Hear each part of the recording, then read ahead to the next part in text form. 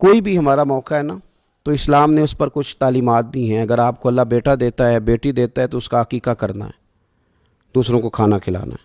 اگر اللہ نے شادی کا موقع دیا تو سنت ہے ولیمہ کرنا ہے، لوگوں کو کھانا کھلانا ہے۔ اگر بڑی عید کا موقع آیا ہے تو قربانی رکھ دی گئی ہے، آپ گوشت کریں گے، اس کا ایک حصہ رشتہ داروں کو دیں گے، ایک حصہ غریب نادار لوگوں کو دیں گے۔ اور عید کا موقع آیا تو صدقہ فطر رکھ دیا گیا چھوٹی عید پہ۔ اور صاحب نصاب پر زکوٰۃ بھی فرض کر دی گئی، جو بالعموم رمضان میں ہی دی جاتی ہے۔ رمضان میں زیادہ تر مسلمان دینے کی کوشش کرتے ہیں۔ تو اس سے کیا ہوتا ہے کہ انسان اپنی خوشیاں دوسروں کے ساتھ بھی جوڑتا ہے۔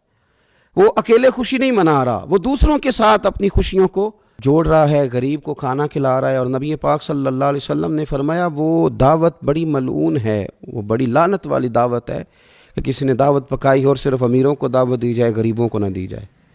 سیاسی افطاریاں کرائی جائیں، اور ولیمے پہ بھی اگر اپنے بیٹے کے بلایا جائے تو امیر لوگوں کو، سیاسی لوگوں کو، بڑے لوگوں کو دعوت دی جائے۔ دعوت تو خیر والی وہ ہے جس میں چھوٹا بڑا امیر غریب سب شریک ہو۔ تو عید کے موقع پر بھی یہ ضروری تو نہیں کہ ہم 6 جوڑے ہی بنوائیں، 3 جوڑوں سے بھی گزارا ہو سکتا ہے۔ اس طرف بھی تھوڑی توجہ کر لیں کہ جس گھر کے اندر 1 جوڑا بھی خریدنا مشکل ہے، یہ کوئی ضروری تو نہیں کہ 10 جوڑے ہی خریدے جائیں، 2 پہ بھی گزارا ہو سکتا ہے۔ 3 جوتے لینے کی بجائے 1 سے بھی عید گزر جاتی ہے، لیکن تھوڑی سی توجہ اگر غرباء کی طرف بھی کر لی جائے، مساکین کی طرف۔ یہ کل پرسوں خبر آ رہی ہے کہ ہمارے پنجاب میں ایک ایسا شہر بھی ہے جس میں باپ نے صرف اس لیے اپنے بچے نہر میں پھینک دیے ہیں کہ انہوں نے عید کے لیے کپڑے مانگے تھے۔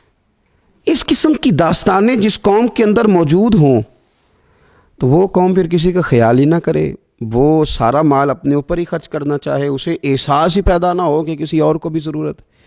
تو عید ہمیں موقع دیتی ہے۔ بزرگوں نے لکھا ہے کہ یہ جو عید پہ کہا گیا نا کہ ایک رستے جاؤ اور دوسرے رستے سے واپس آؤ، تو اس میں بھی شاید ایک حکمت ہمیں یہ بھی نظر آتی ہے کہ کئی دفعہ ایک گلی سے گزرے تو گزرتے وقت خیال آتا ہے کہ یار یہ گھر ایسا ہے، دیکھ کے پتہ چلتا ہے کہ جو غریب ہے مجھے تھوڑا ان کا خیال رکھنا چاہیے۔ پھر دوسری سائڈ سے واپس آؤ، شاید تمہیں گھر بیٹھے یاد نہ آئے اور مکان دیکھ کے تمہیں سمجھ آ جائے کہ یہاں تو شاید روٹی بھی وقت پہ نہ پکتی ہو، اتنے غریب ہیں۔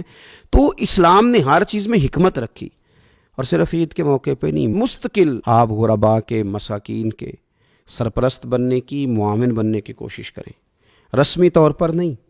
پچھلے سال نا عید گزری تو مجھے ایک دوست نے ایک پنجابی کا شعر بھیجا، اس نے کہا حضرت جی اس کو ذرا ضرور پڑھیں۔ تو شعر بڑا انوکھا تھا۔ وہ شعر کیا تھا؟ اور راشن ونڈن والے او لوکو، او راشن ونڈن والے او لوکو، او عیدوں بعد بھی بھوک لگ دیجئے۔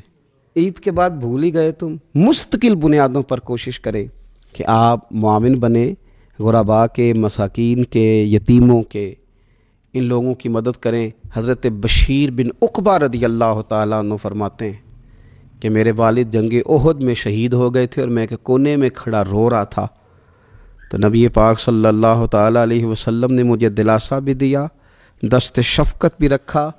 تو میں نے کہا حضور میرے والد چلے گئے تو کیا بنے گا؟ تو کیا انداز حضور نے اختیار کیا اور کیا انہیں عظیم نسبتوں سے نواز دیا۔